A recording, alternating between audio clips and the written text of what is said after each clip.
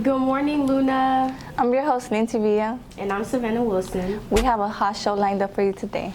It's September 15th, and we are officially kicking off Hispanic Heritage Month at Luna, but we are celebrating all month long. First, let's get to some Luna news. Luna Scholars, we are getting close to the end of the quarter, so make sure you check in with your teachers about your grades. Report cards will come out next month. If you need to play catch up, go to tutoring. Come on, guys, you got this. Senior Swabby Day is scheduled for October 25th. Scholars will visit the Westlake campus. Please scan the QR code on the flyer to learn more about this opportunity and the chance to attend. This opportunity is for seniors only. Makeup Picture Day is October 3rd, so make sure you come to school looking your absolute cutest, your absolute best for your school pictures if you have not took them already. Luna is kicking off clubs today, so check in with your advisory teachers to verify where the club rooms are located and the transition times. Yes, please make sure you do that. Don't want nobody getting confused.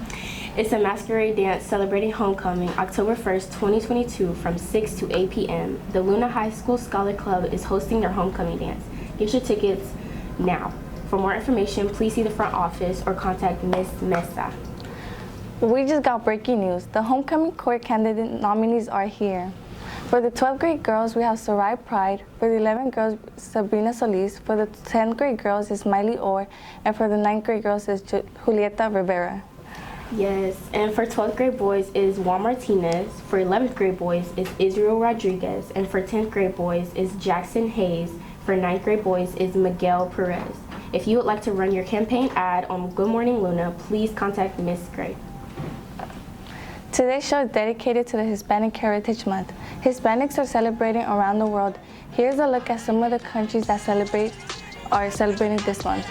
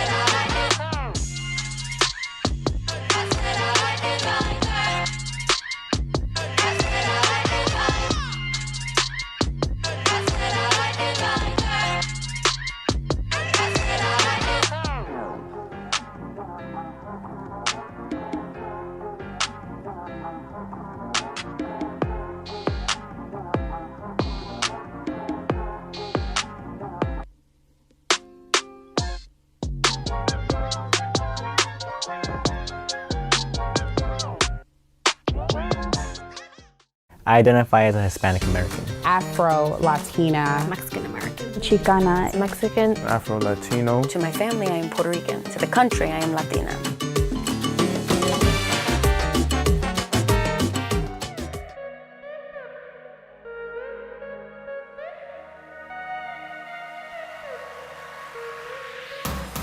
Growing up, I felt as though I was too black to be Latina and too Latina to be black. Chicana, I think, identifies more of the political and social values that I hold more than just where my family's from. I don't feel pressure to be more Latino or American. I'm comfortable with who I am, like culturally. How can I be Mexican when I'm pressured to be more American? How can I be American when I'm pressured to be more Mexican? My family, growing up, wanted me to, stick with my Hispanic roots, but also did not want me to show those roots to the world. A lot of the times people didn't even know that I was Cuban because I guess I don't look like your typical Cuban. My mom is Mexican, so I've always grown up with her culture, with her language, while being American doesn't come up as easily. I've gotten people assume, even other Latinos assume that I'm white or that I'm not Latina or Chicana. It definitely hurts,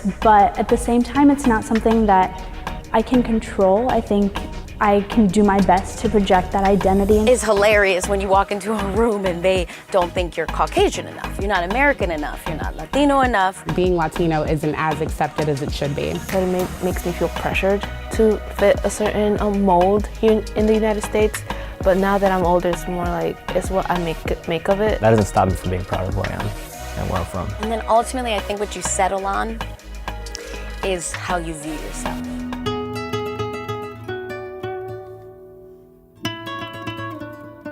We're kind of stripped in a lot of cases of our Spanish tongue and our Spanish heritage and told it's really important that you only speak English. Because if you're from a Spanish-speaking country and you can't speak Spanish, it's harder for you to connect with the people there.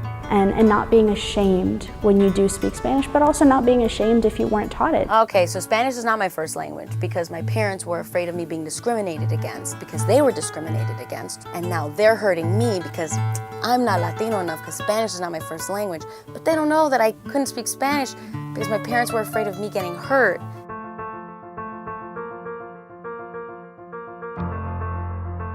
My parents have already done all the work for me, and that's why I feel like I have like a bright future ahead of me because the work's already been done. All I have to do is like harvest what has been put on the ground. But it's about me and other Afro-Latinos working really hard and continuing to make strides. I feel like this country has a lot of opportunity for me. When you have pushed another human being towards the light, towards positivity, towards a voting booth, towards using their power, you are powerful. People are telling us as Hispanics that we don't belong here. That's kind of motivated us to join together as a Hispanic community and say, we do belong here. And despite what you're saying, I will prove to you why I do belong here. Excuse the interruption. Please be sure to vote Soraya Pride and Juan Martinez for Homecoming Queen and King. Thank you. Wow, South America is so beautiful. I know, right? Like, which country would you want to go to? I would like to visit Cuba. Cuba's nice. Cuba's nice. I would want to go to Bolivia because, like, the scenery is like so beautiful. Like, I heard a lot about it. It's very beautiful. Maybe one day we will for like a senior trip or something. Yeah, that'd be cool. Until then. Anyway, Madison and Kat are back with another segment of our own perspective. Last week's news segment was very controversial. Let's see what topic they hit today. And after this, we're going to check in on the Luna Text Chronicles. Yeah, last week's Luna Text Chronicles addressed cyberbullying, and I can't wait to watch this week's episode. And I heard that a lot of people, including me and Lizzie, really liked it. But first, let's check back in on Madison and Kat. What's up, Luna? Today you're watching Madison's and Kat's Perspective. I'm your host, Madison. And I'm your co-host, Kat, and this is our extra guest, Yesenia. She is obviously part of our Hispanic culture and one of our Hispanic social groups. Before we get into the topic of this segment this week, we would like to go back to last week. We heard a few scholars have given some comments about the segment from last week. So before we get into that, I would like to make this brief statement. Our segment is about bridging the gap between cultures. We give our own perspective on topics. And culture, Madison, can you please read the definition? Culture means the customs, art, and social intuitions and achievements of a particular nation, people, or other social groups. And with that being said, we have heard that one of our comments that was made was taken into offense, and we just want to say that me being part of the Hispanic culture and Yesenia right here also being part of the Hispanic culture, we just want to say everyone in our studio is a person of color. And we just want to say that we in no way meant to take offense, nor did we take offense. So for me, the person who's supposed to be educating Madison on Hispanic Heritage Month, I would just like to say that there was no offense meant to be taken. Mm-hmm. And for me, it's like I'm a person who knows nothing about the culture, so it's a learning process for me too. So. And people make mistakes. And every person has a right to learn about different cultures and expand their knowledge on other things, because not everybody comes from the same place. Not everyone's gonna get it right off the bat. Leading into this week's topic, this week's segment is about the disrespect from the underclassmen. Now, the underclassmen have been very disrespectful towards our teachers, administrators, to each other, and to other upperclassmen. And I find it pretty immature on anyone's part, doesn't matter which age group you're in. You always have to respect anybody that is trying to help you. Yeah, I say look at it like this. You wouldn't want nobody to speak to your mother in that way, so don't speak to a teacher that way. They're here to teach and educate you. You're here for 8 hours of a day. Get through it, enjoy it, learn, and go home. There is no means to be disrespectful to anyone. If you want respect, earn respect. Give respect. But don't ever try to disrespect anybody above your age or lower than your age. As my mom says, for how many years I have lived, it means I have more experience than you. But we as well, as students and young children, we can also expand their knowledge. But that doesn't mean you can go at them in an aggressive manner or any kind of way in that circumstance. Well, I also like to address the fact that our administrators have been having to keep having to go at the underclassmen, especially at lunch, where most of the people at the lunch tables are leaving a mess, and the fact that our custodials are having to clean up after 14-year-olds, 15-year-olds. And I know y'all's rooms aren't like that because y'all mama make you clean them. So please act like your mom's making you clean your room. Make sure to leave everything in a nice, orderly fashion because I know you guys know how to act. Yeah, plus it's like people got to come in there after you. Nobody want to sit at a dirty table. Nobody want to see spilled milk on the table. Nobody want to step on food. Nobody wants to step on a ketchup packet just so it could open and you guys could laugh at it. Color. Closing this week's. So anything else to say?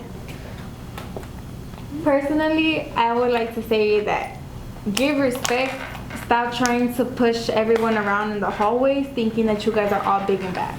That's not cute and it's not funny. And to add to what Kat is saying, please, I know you guys know how to act for the love of God or any religion you guys are into. Please make sure you respect anybody of color, age, or even title. Because they work hard to make sure you guys get your lessons and they work hard to make sure you get your scholarship or any kind of diploma at the end of the year. They're here for you.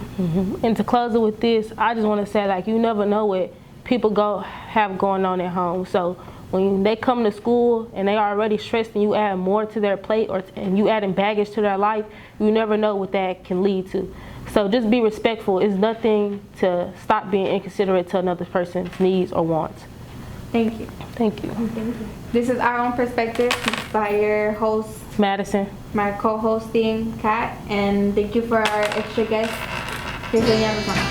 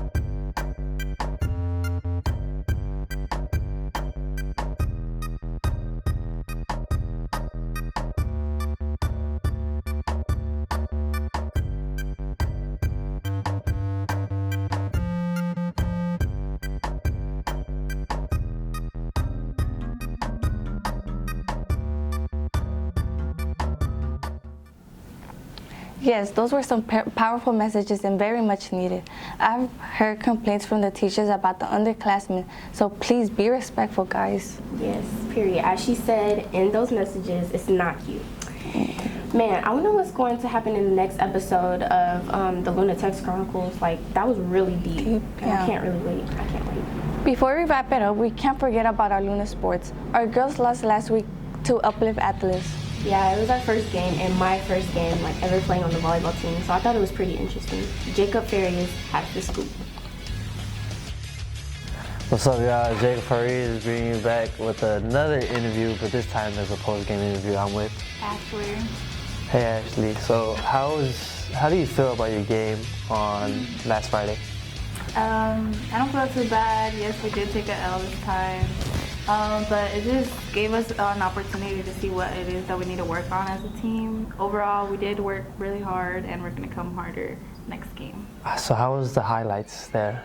Like, what was some key The highlights, I would say, I'm really proud of the girls' serves. I want to give a shout out to Ava. Her serves are really good. She put some points on the board for us, as well as Ingrid, and just everyone in the team. They had some good points. So was the chemistry there? Like, what caused y'all to fumble? I think the main thing was just communication and the rotation.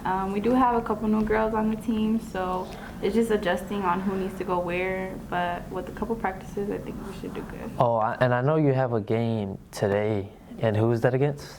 Today we're playing against Uplift Heights, and we're going to come back with a W. Hopefully. But yes, hopefully it all goes good. How would you, like, what are the steps you're going to take or like to bring the team more closer so y'all can get that dub? I think it's just all about communication and just like clarifying who needs to go where, so we won't just step on each other's toes. That's good, that's good. Yeah. And then you have a game coming up this Saturday, which y'all should go support. Where is it at? It's gonna be in Uplift Infinity at 11 a.m. I know it's early, but if y'all can, y'all go support. It's gonna be a good game. Is that like, tell me more about your opponents you're facing from today and Saturday. So Uplift Heights is a pretty good team. It's been a minute since we played them, but I'm pretty sure we got it in the bag. Uplift Infinity, I don't want to sound like I'm bragging, but I think we're pretty good. So that's good, that's it shouldn't good. be too hard. And what is like something you're proud about that your team did to? Last week's team? Yeah. Something I'm proud about is, like I said, even though there was a bit of confusion, we were still able to work with it, and it was a pretty long game, and we don't have the best endurance right now.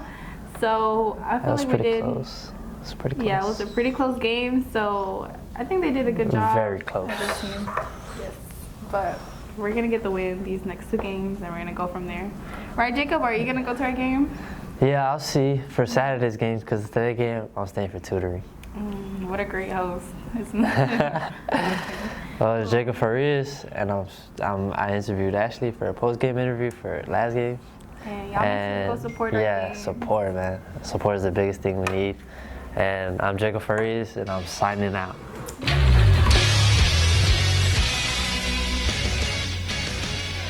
I want to give a shout out to the girls on the team, and I really hope you guys do well on your next game and bring home the win. Thank you, Lindsay girl.